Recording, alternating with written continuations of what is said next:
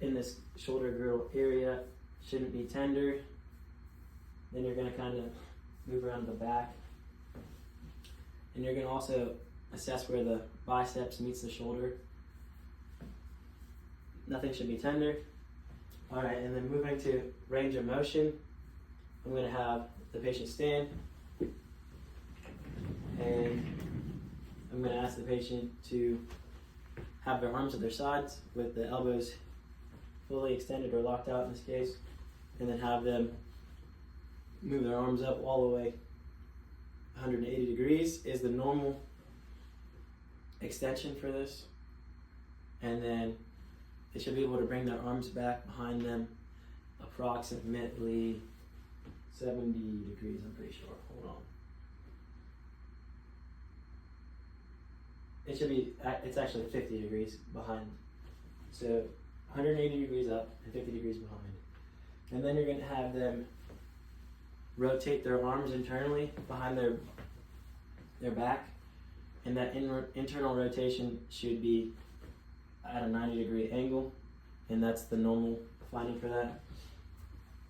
Then you're going to have them put their arms at their sides again.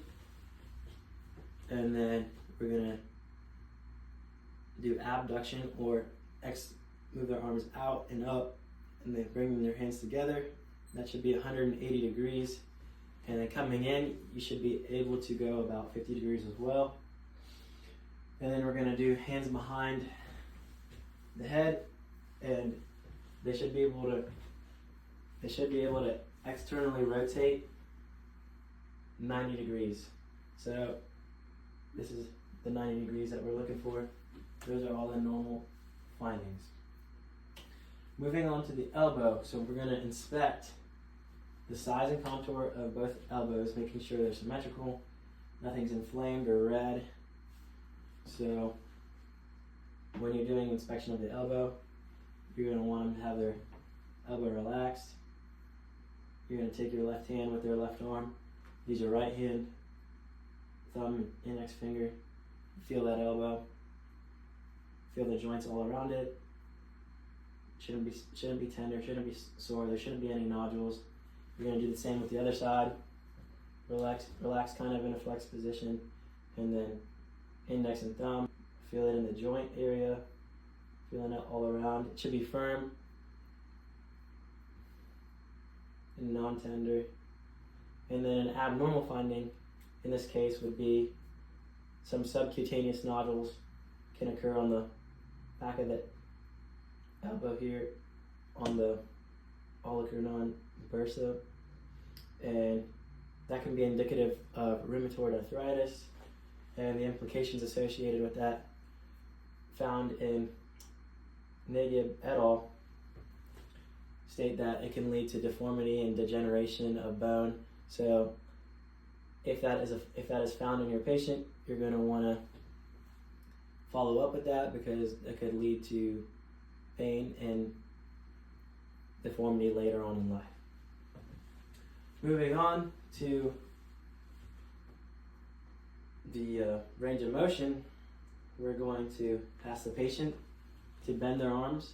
So they're going to flex their arms, and the flexion should be 150 degrees to 160 degrees of flexion. And then when they extend, it should be 0 degrees. In some cases, it's normal to have 5 degree to 10 degree hyperextension. In this case, you can see that we have 0 degree extension, but then a little bit of about a 5 degree hyperextension. That's totally normal for some individuals. You're just going to want to assess whether it's bilateral or not, and if it's been present, and dive in deeper if there's pain associated with that. For the next assessment, you're going to ask them to pronate and supinate their elbow. So you're going to have a table for that, and with that you're going to have them lay their arm flat with that hand kind of straight, and all you're going to do is ask them to lay their hand flat on the table. And if they can do that on both sides, that shows that they have 90 degree abilities on both sides to pronate and supinate, which is normal. And then finally, to test strength, you're going to have the patient flex their arm, and you're going to support their elbow here, grab their wrist here or just grab the wrist, and then you'll have them flex and provide some resistance to test strength, and then you're going to have them extend and also provide resistance. And then you're going to do that on both sides.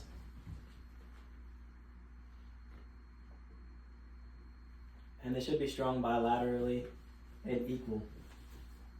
Moving on to the wrists and hands. So when assessing the wrists and hands, you're going to inspect a few things. You're going to inspect the skin. You're going to be looking at the nails, so you can assess cap refill at this time as well. And you want that to be obviously less than 3 seconds. You're going to look at the hair and the quality on both sides, and it should be symmetrical. It should be fairly symmetrical on both sides. And then another thing we're going to be looking at is for normal wrinkles in the skin at the knuckle line. It's a normal finding. And then moving on to palpation, you're going to start inspecting the wrist with both thumbs, and then you're going to feel all the joints in the wrist. There shouldn't be any tenderness, any nodules, and it should be firm. And then moving on to the metacarpal phalangeal joints, you're going to feel those joints. Same thing, shouldn't be tender, should be firm, and shouldn't be any pain associated with that. And then moving on to assessing the joints in the ends of the fingers, you're going to take your index finger and your thumb and feel on the sides. We're looking for all those same qualities. We're assessing the contour of the hands when we look, and we're doing that on both sides. Again, 2 thumbs at the wrist, making sure nothing's tender. We're pressing firmly, palpating firmly, moving down through, feeling all the joints, making sure there's not any nodules, using our index and our thumb when assessing the size of these joints. All right, now to assess the range of motion, you're going to have the patient flex their wrist. They should be able to do that at a 90-degree angle. Then you're going to have them extend their wrists. They should be able to do that at about a